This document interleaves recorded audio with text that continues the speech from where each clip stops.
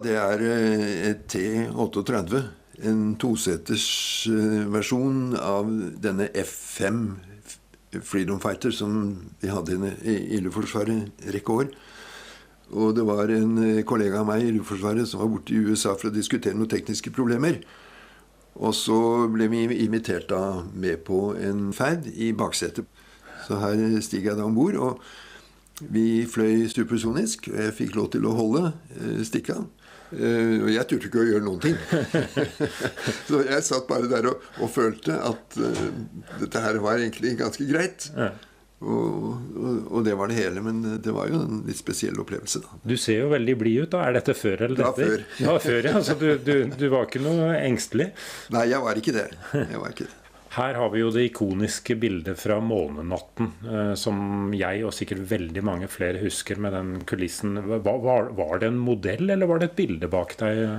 Nei, jeg tror det var et bilde. Det var et bilde, ja. Ja, jeg tror det.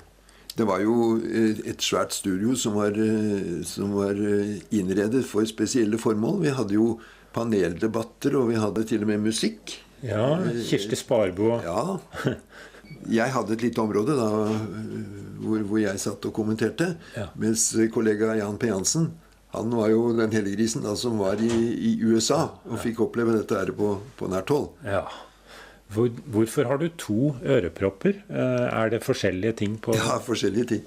Det ene var fra, skal vi si, programlederen. Det andre var internasjonal lyd. Og så kom det av og til noen som brøt inn på både det ene og det andre, og så skulle man jo høre på litt av det som ble stilt av spørsmål i studio også. Ja. Så det var til sine tider litt hektisk. Er dette bildet her tatt langt ut på natta? Du ser jo våken og kjekk ut, men dere holdt jo på i mange timer da? Ja, det var mange timer. Det var gøy, ja. Og det var spennende, og det var historie. Ja. Vil du si at den natta var en av de største øyeblikkene i karrieren din som romfartsformidler? Ja, absolutt. Jeg tror det største øyeblikk. Ja, her Jan P. Jansen og jeg ved fly- og romutstillingen i Paris, hvor det var utstilt en modell av det som skulle bli kjøretøyet som Apollo 15, 16 og 17 astronautene benyttet på månen. Ja, det til høyre da John Glenn, første amerikaner i bane rundt jorden i 62. Og som 77-åring så fikk han jo være med på en romferjetur også, heldiggrisen. Her dere på ganske kort tid etter ferden, vel? Dette må ha vært på 60-tallet en gang? Ja da, han var på besøk her etter ferden, holdt foredrag i Ingeniørforeningen. Og så snakket jeg med han der, og jeg intervjuet han for radioen. Var du nervøs i opptakssituasjonen? Ble du sånn at du måtte ta ting om igjen, eller gled det fint? Nei, dette her var en direktesending, så det måtte jo gå bra. Ja. Men jeg hadde jo sittet og snakket med ham, jeg tror det var kvelden i forveien. Ja. Så jeg følte at jeg kjente han. Men han var jo også veldig grei å snakke med da. Her det Jan P. Jansen og jeg som intervjuer Glenn under samme besøket her i Oslo. Hvordan var arbeidsdelingen mellom Jan P. Jansen og deg, for eksempel der hvor dere intervjuer Glenn? Var den ene mer på den menneskelige siden og den andre mer på den tekniske, eller spurte dere om hverandre? Der spurte vi vel litt om hverandre. Ellers så var det mer at Jan P. Jansen så på, skal vi si, de overordnede omkringliggende. Det som ikke hadde med den rene teknikken å gjøre, mens jeg tok meg av de mer tekniske tingene. Her Buzz Aldrin på besøk i Oslo med sin daværende kone. Og vi tok det med da på Vikingskipmuseet, som han var veldig interessert i. Så det var... Han ser jo veldig blid ut. Hvordan var han som mennesketype?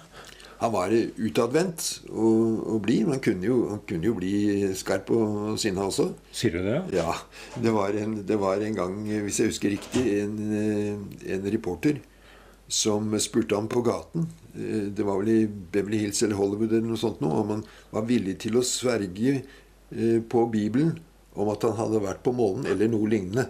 Eller noe lignende. Ja, altså noe helt liksom Eksepsjonelt. Ja.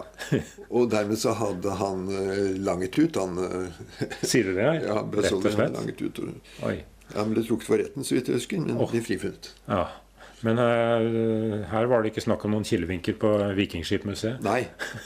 Man må jo bli beundret over både håndverket og måten disse fartøyene ble brukt på. Ja, Jan P. Jansen og jeg og Tim skulle intervjue Carl Sagen. Det har kanskje tatt i et litt høyere øyeblikk. Han ser litt trett ut, den godeste Carl. Ja, det kan godt hende at jeg hadde stilt et utrolig naivt spørsmål, og at han er nærmest oppgitt. Det husker jeg ikke i farten.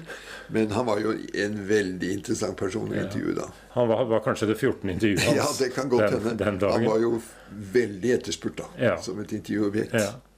Her er det Jan P. og jeg som intervjuer Frank Schweikart, astronaut på Apollo 9. De fleste av disse bildene ser du jo folk helt ulastelig antrukket. Det er jo for så vidt han her også, men han var litt mer uryddig i sveisen. Jeg tenker, var det en veldig sånn streng kleskode og utseendekultur i NASA på den tida?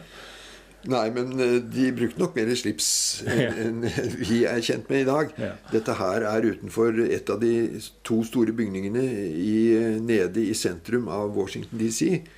Og det var jo varmt. Det var varmt da på denne tiden, så Jan P. Jansen og jeg, vi hadde vel kanskje lyst til å kaste jakken, vi også. Ja. Men det var ikke helt mulig, kanskje. Nei, vi gjorde det i hvert fall ikke. Ja, her har vi et av teamene. Et helt fjernsynsteam. Et helt fjernsynsteam. Du vet at den gangen så reiste vi rundt med Jan P. og meg og en, skal vi si, inspisient. Og så hadde vi da Arild Nybakken, som var fotograf, og så hadde vi lyd og lys ved siden av. Lys også, ja? Ja da.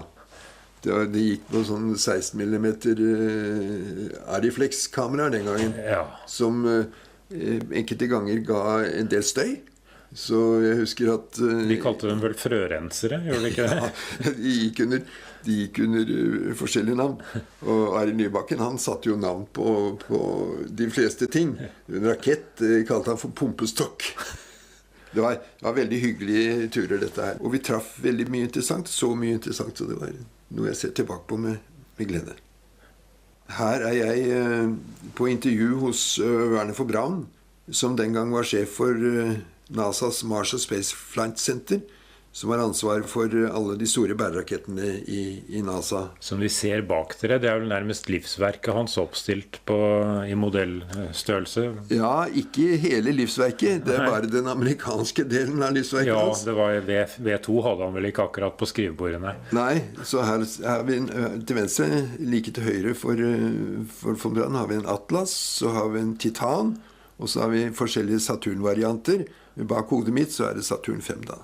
Von Braun, han ser jo litt streng ut på dette bildet her. Virket han streng? Han virket bestemt og velorganisert.